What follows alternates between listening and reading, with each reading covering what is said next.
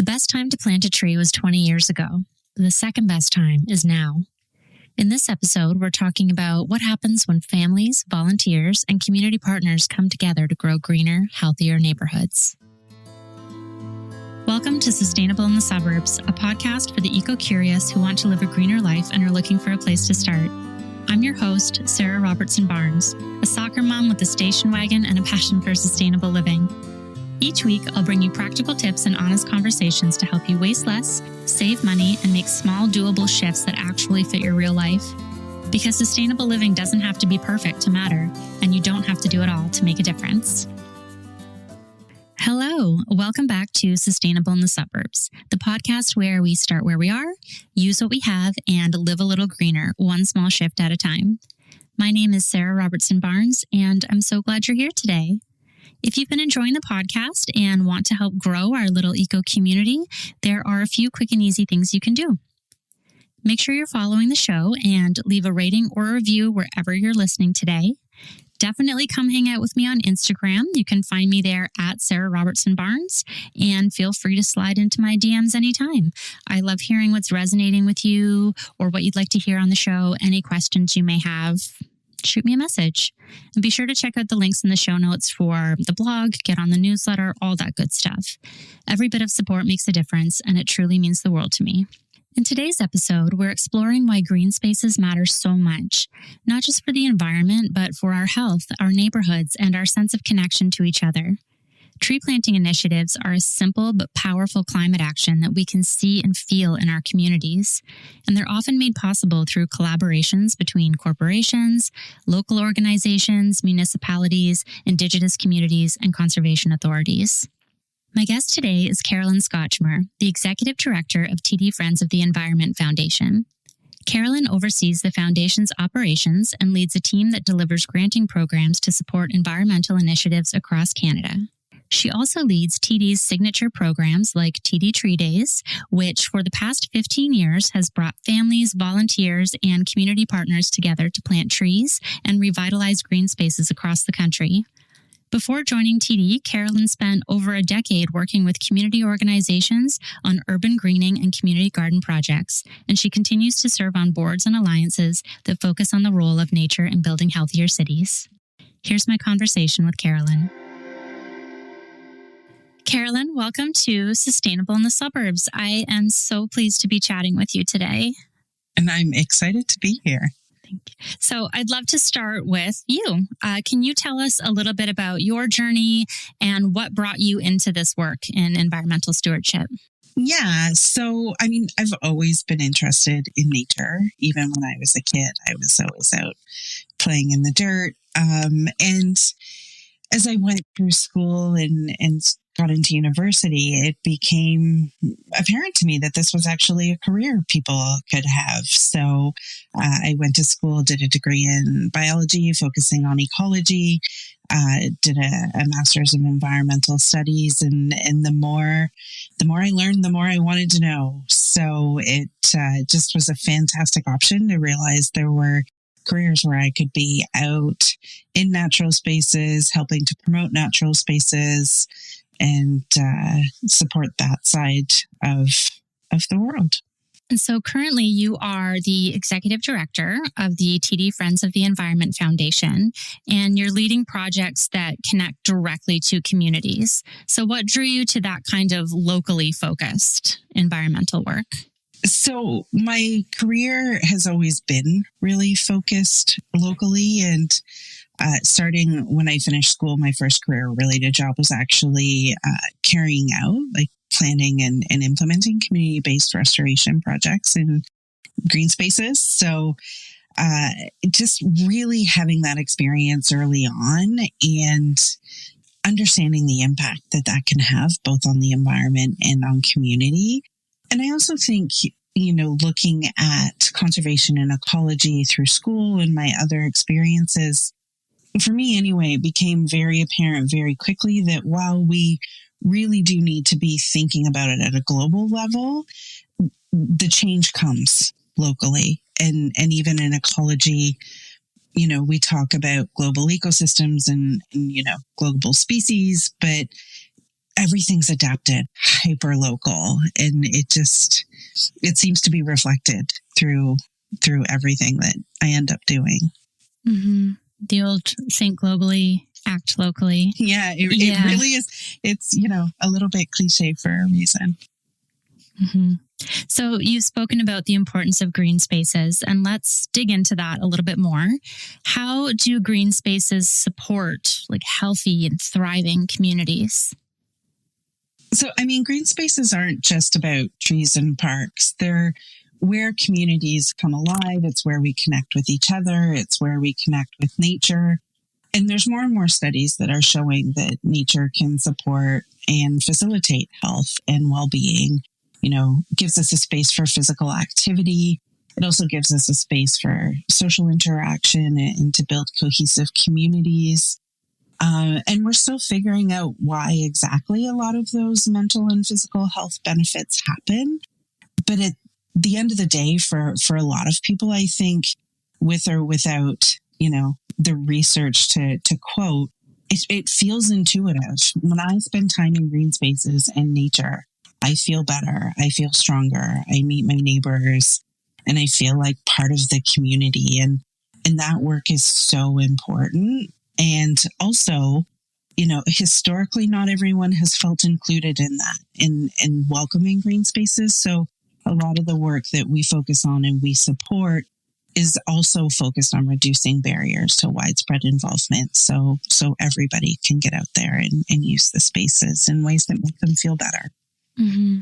From an environmental angle, what role do green spaces play in making our communities, our towns, our cities more resilient?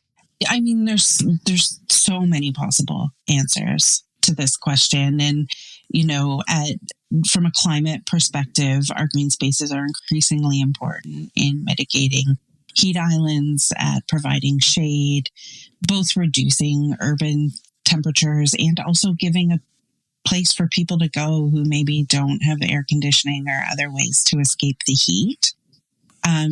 With increasing storm events, we seem to be having 100-year storm events every 2 or 3 years, it feels like at this point. Mm-hmm. Our green spaces are critical in absorbing water and providing the water with a place to go that's not just running over the pavement and into the nearest water body. So that's really important.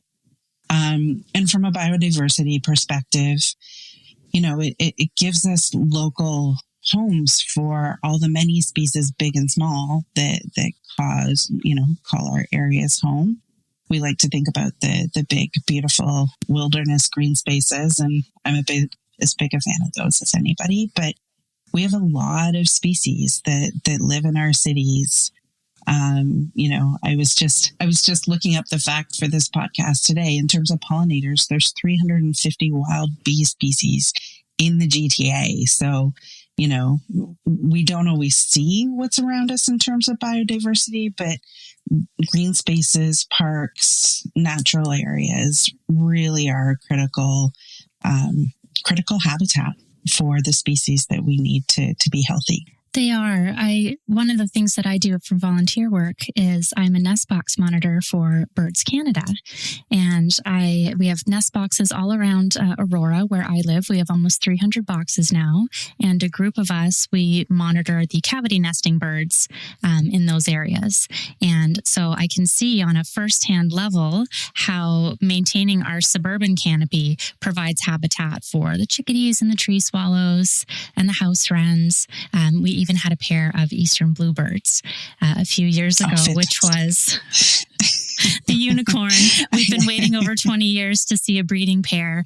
And I've noticed that we have ash borer beetle here in Aurora. And so we are losing many of our mature trees, and that is affecting the bird population. So really maintaining the health of that canopy is so important for wildlife and naturalization here in the GTA. Mm-hmm. So my family and I are signed up for a local TD Tree Days event this fall. We're going to be going to the Bruce's Mill Conservation Area, which is a place I've been going to my whole life and now take my children to. We're very excited. So for listeners who may not be familiar, can you give us a sense of what the TD Tree Days program is all about? TD Tree Days is the flagship volunteer program of TD and TD Friends of the Environment Foundation. And it basically aims to provide colleagues, our friends, family, and the general public an opportunity to volunteer and help revitalize green spaces in their own communities through the planting of native trees and shrubs. Every year, we work with a variety of organizations who support the on-the-ground planning and make sure that we are planting the right trees in the right place. I mean, you mentioned emerald ash borer, which is a huge issue. One of the things that the groups that we work with, municipalities, nonprofits, are doing is figuring out how to diversify those spaces so they're less vulnerable when some of those pests do come along. So we work with those groups and hold a series of tree planting events every fall. This year, we're aiming to work with about 70 different organizations across Canada, planting about 30,000 native trees and shrubs. And there'll be thousands of volunteers working with us in communities to make that happen. What does a typical tree day event look like? So it's a fantastic event. Beautiful. I was going to say beautiful, sunny. They aren't all sunny. Sometimes. But yeah, we come out, we have TD site leaders at every site who coordinates with the organizations that we're working with on the ground and on the more technical pieces, who help coordinate the volunteers on the day of, who handle things like registration. You would come in and our organizational support organizations, they will provide information on what we're planting. They're very familiar with the site, so they often give some information on, the history, the ecology, and they provide a bit of a tutorial on how to plant a tree, how to be safe while you're doing it. Mm-hmm. We don't want any shovel accidents. And then off you go, just planting trees and shrubs. We tend to plant 1 to 3 gallon pots, which are probably doesn't mean a lot to people who aren't in this, but it's basically a manageable size. So we're looking at more than seedlings because we want to give them a really great advantage to get started, but not so big that they're really difficult to manage and hard for volunteers to plant. And if we did on a couple sites, we do have bigger things. But again, the organizations we work with are really helpful in making sure we have the tools we need to get it done. Yeah, and local folks are such a wealth of knowledge. There's so much to learn. I love to nerd out at these events. Yeah. So this year marks the 15th anniversary of TD Tree Days. What kind of impact has this program had across Canada over those 15 years? So over the past 15 years, we've actually worked with over 44,000 volunteers and community members to plant over 550,000 native trees and shrubs. Wow. Yeah, it's such a collective effort. I mean, it's amazing to see how, every single event feeds into the larger picture. And honestly, I mean, I haven't been around for quite all the 15 years, but I've been around for most of them. And at this point, we can go back to sites that we did plant in those first couple of years. And the difference is tremendous in terms of, seeing in some cases a forest growing up on a site where there wasn't one before. You can really see the impact and feel it and sit in the shade of the tree that you planted. That's so special. Yeah, it can at this point. It's amazing. Yeah. I know these events bring together a lot of different people and organizations as well. So can you tell me about how these regional and strategic partnerships help to shape the program and really bring the events to life. Mm-hmm. So through the program, as I mentioned, we work with local nonprofits, municipalities in Ontario, conservation authorities. We also work with Indigenous communities. And we really rely on those groups to make sure that we're prioritizing the right projects. And as I said, planting right tree, right place. We have the resources and the people power to put behind these events, but without the organizations to provide the guidance and the expertise we need to do it in a way that's truly impactful and responsible, we'd be a little bit lost. So they are certainly a critical piece of the puzzle. And our goal ultimately for all of the groups is really to support their priorities and the work that they've identified as needing to be done in their communities, as opposed to coming in and, sort of pushing our own planning where we might not have the larger context. And volunteers are really at the heart of this work and these events. What makes their role so central to the success of TD Tree Days? We couldn't do it. We couldn't do it without them. To have people engaged in these kinds of projects, to be volunteering and getting their hands in the dirt, it obviously allows us to do a lot more than would otherwise be done. And also, by working with communities to have these opportunities, it goes so far beyond Tree Days, because people come out to Tree Days events and become really invested in the sites and interested in the long-term success of the site. So, obviously critical to the day of the event, but their involvement and their impact goes a lot further than that. Mm-hmm. That's why I chose an event that's so close to my heart. I used to run cross country at Bruce's Mill back when I was in public school, and I've taken my own children there. And it's such a treat to really put your hands in the dirt where you live.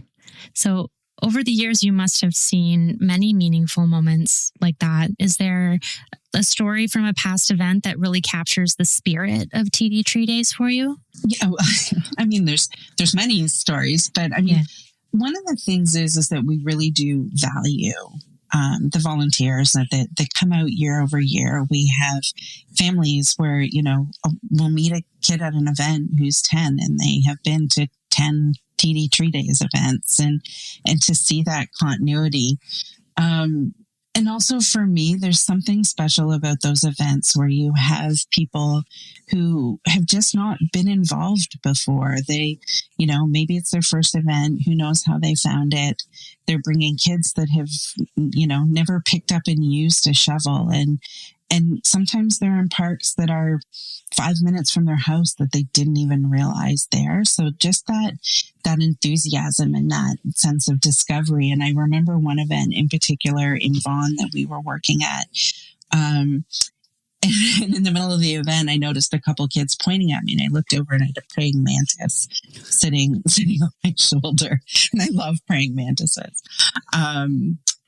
And so, we had a conversation. They were super excited. They were super curious. This was the first time for many of them they had ever even seen one.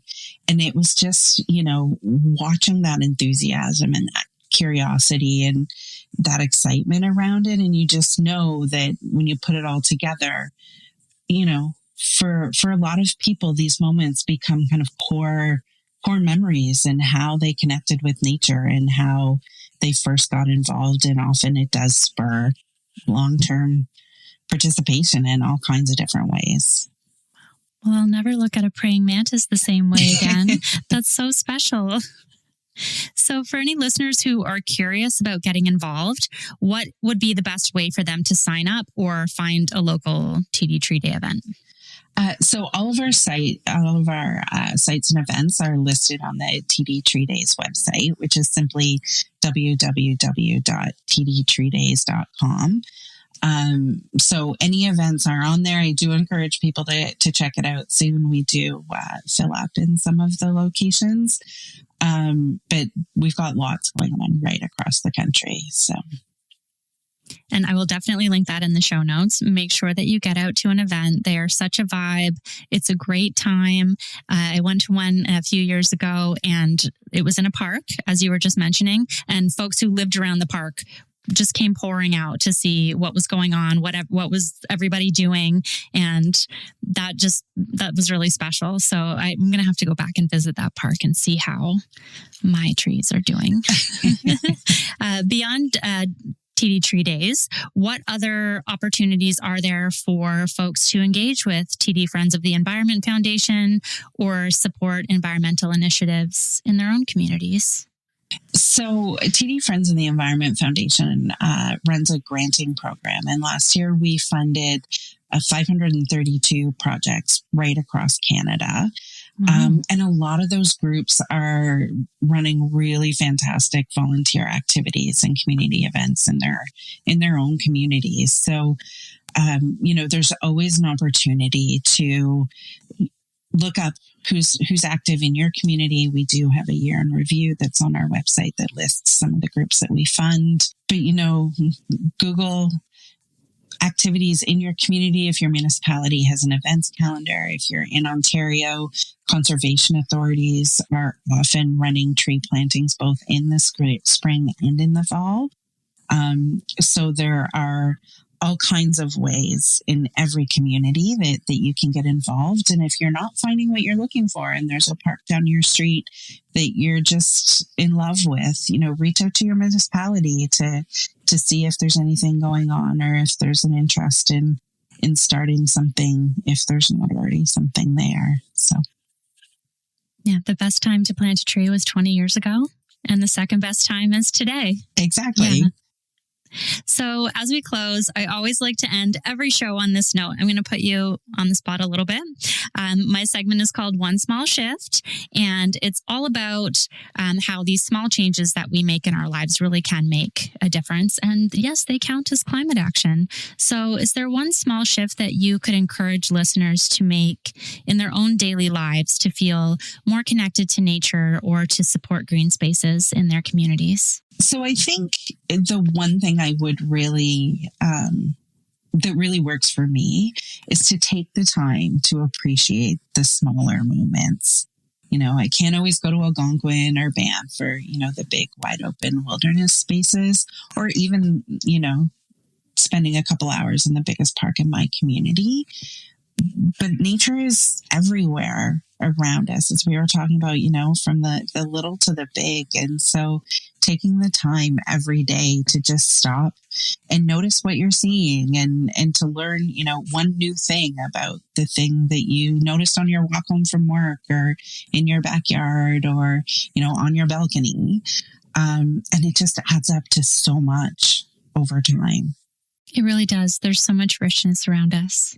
Well, Carolyn, I thank you so much for your time today and for sharing your knowledge and your wisdom and all of the wonderful projects that you're working on.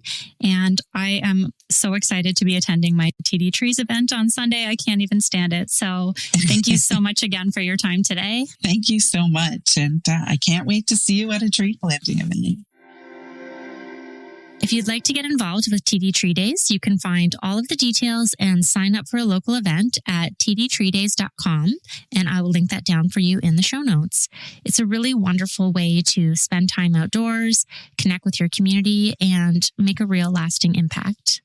And if you enjoyed today's episode, don't forget to subscribe to Sustainable in the Suburbs wherever you get your podcasts. You can always find more over at the website, which is just sustainableinthesuburbs.com. Thank you so much for listening today. Until next time, start where you are, use what you have, and live a little greener. Thanks for tuning in to Sustainable in the Suburbs. Every small step adds up, and I'm so glad we're doing this together. If you enjoyed this episode, please make sure to follow the show, share it with a friend, and leave a review wherever you get your podcasts. You can find me at sustainableinthesuburbs.com or at Sarah Robertson Barnes on all the things. Until next time, start where you are, use what you have, and live a little greener.